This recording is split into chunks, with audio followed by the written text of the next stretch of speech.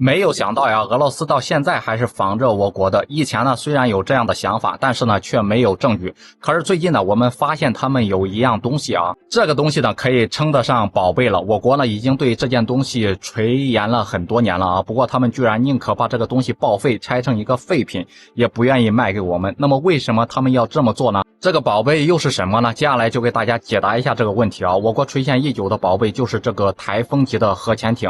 而本次退役的这个德米特里号，它是当时呢世界上最强大的一个水下武器，就连美国海军都不敢大意啊，因为德米特里号呢不仅吨位巨大，而且呢具有较强大的作战能力。其搭载的布拉瓦潜射洲际导弹不仅是俄罗斯现役最先进的，也是世界上最先进的潜射导弹之一啊。那说到这个，不得不说，俄罗斯也直接报废这类武器，真的是太可惜了。俄罗斯呢宁愿把它送到造船厂里面报废，也不愿意对外交易，只能说俄罗斯还是防了一手啊。为什么要防止我国呢？因为一旦把这个台风级拿出来交易，无论是从政治还是从经济的角度来说，最合适的买家只有我国了。从安全和国家机密的角度来说呢，俄罗斯呢不会选择跟西方的买家交易啊，在政治互信和支付能力方面，我国也是最合适的，要完全优于印度了。我认为俄罗斯对这点也是看得十分的清楚了。那么既然俄罗斯知道这一点，为什么还是不愿意和我们进行贸易呢？进行交易呢？首先呢，这个台风级呢曾是俄罗斯最强核潜艇的一个代表，就算现在有一个升级的型号，也不能排除很多技术都是这个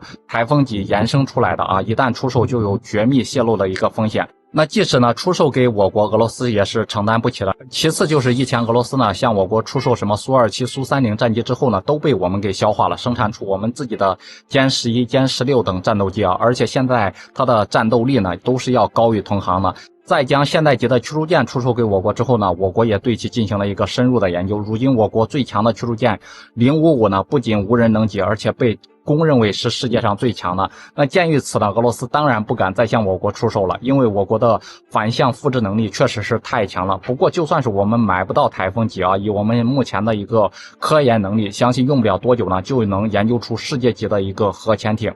那么大家对此有什么样不同的看法呢？欢迎在评论区里面留言讨论。